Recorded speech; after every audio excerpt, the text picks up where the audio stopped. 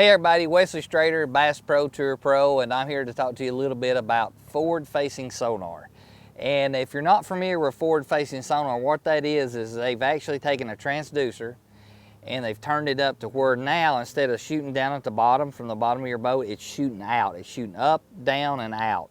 And it's actually on your trolling motor, so you can actually pan around and see stuff in actual live imagery.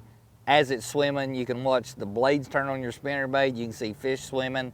And I want to go over a little bit how I use that to my advantage as being a shallow water angler versus being a deep water angler, some of the guys that stay offshore all the time. The whole thing with me, how it's helped me, is being able to see like your bottom change. Like a lot of times as a shallow water fisherman, you're going along and you're like, well, I don't know if it's going to go from 3 foot to nothing.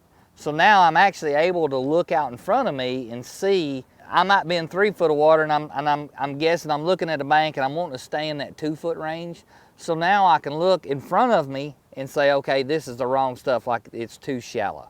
Or you can see it goes a long ways and then it comes up. You can see actually the depth in front of you, 50 feet out, 60 feet out, 30 feet out, whatever you want to set your settings to. And also what it's done is I'm able to now, say I'm fishing stumps or brush that I can't see in 3 or 4 feet of water, or 4 feet, 5 feet, 2 feet, I can't see them. The water's kind of dingy. I can't see them visually with my eyes. Well, now I can pan around and I can actually see a stump.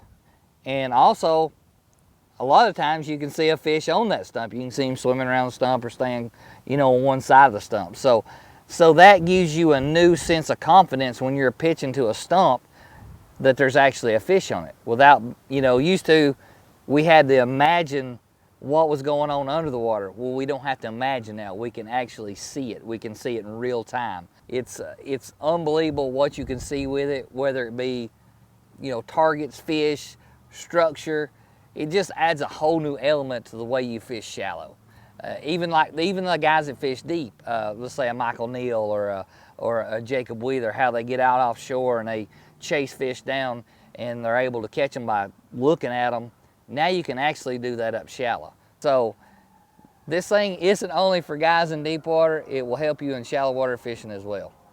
I run all Lowrance electronics on my boat. I have 2 HDS Live 12s at the console, 2 HDS Live 12s up front. And one of my HDS Live 12s is always on forward mode Lowrance active target. And right here I've got a boat dock and I can see there are 1, 2, 3, 4, there are 5 bass sitting right under that dock, right where my trolling motor's facing, between 40 and 50 feet from where my trolling motor is. So I'm gonna skip my bait under there. I can literally watch my bait as it's falling, watch how those fish react to my bait. So that just tells me if they don't bite it, maybe I need to change color. Maybe I need to change baits. Maybe I need to swap up the fall rate a little bit. See if I can figure out how to trigger those fish to bite, and everybody thinks about forward-facing sonar. They think about, the guys that you see on TV or, on the Elite Series or whatever. And there are times when we're actually using that active target and targeting individual fish. Like I've got one on my bait right now, he's looking at it. But I also use mine just going down the bank. Like say I was just fishing down this bank right here.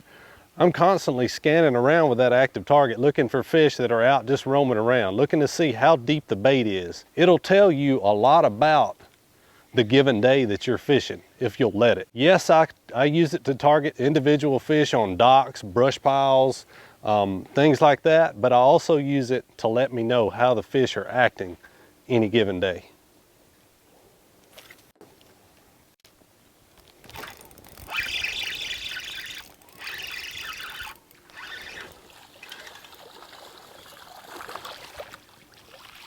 Simple as that. Pretty little spotted bass.